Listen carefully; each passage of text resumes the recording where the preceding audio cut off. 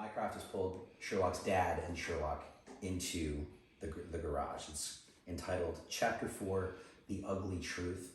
And you'll notice very quickly why this was a lot of fun for me to read, because this is all told from Joe Sherlock's perspective. It's all in the first person. If things seemed grim in the kitchen, the doom and gloom in the garage is so thick you could blow bubbles with it. I noticed that my uncle's agitation and nervous fidgeting has spread to his little brother, my dad, who is now pacing around and muttering to himself. I can't tell if I've got a mystery to solve, or if my uncle just robbed a bank and hid the money in my dad's pajamas. What's going on? I say simply. It's a dark day, young Sherlock. My uncle sighs without looking at me. For a moment I consider pointing out that it's not a dark day at all. It's simply something we call nighttime. But right now, being a smart aleck might do more harm than good. The rain that's been falling on and off for the last 3 days turns back on and drums on the roof of the garage. It's an eerie, spooky sound, like something is trying to claw its way in here. Can you be more specific? I ask.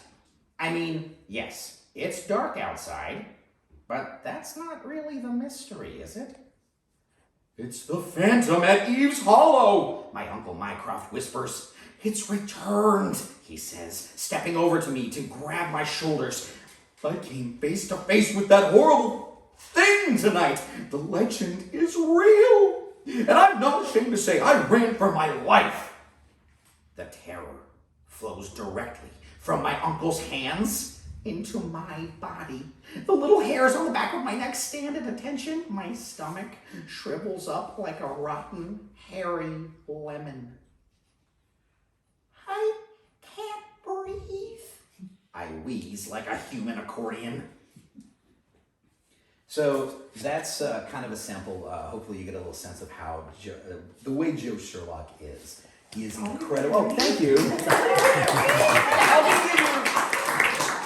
This is from the start of a particular story, just to give you the sense of how these kind of start. They're usually mysteries that it would almost seem logical if you're going to do a kid's mystery Sherlock thing, like, oh, who stole the apple from the teacher's desk or something silly like that. No, these are like big things that happen. This particular one, his uncle and father are trying to purchase land and sell it to a developer, and all of a sudden this like ghost, this local legend seemingly is like come alive, and people are terrified.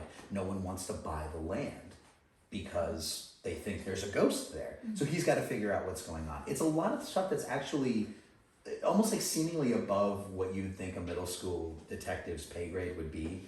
And he's also, I don't know if you got that sense from this, he seems not very bright. That's a big part of the story, is that he doesn't quite, it's a dark day, Sherlock.